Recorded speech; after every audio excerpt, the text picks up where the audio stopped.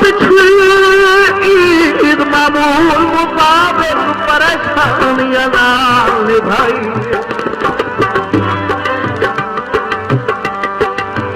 सदा ही डरते कावा करके साडी ईद हयात बजाई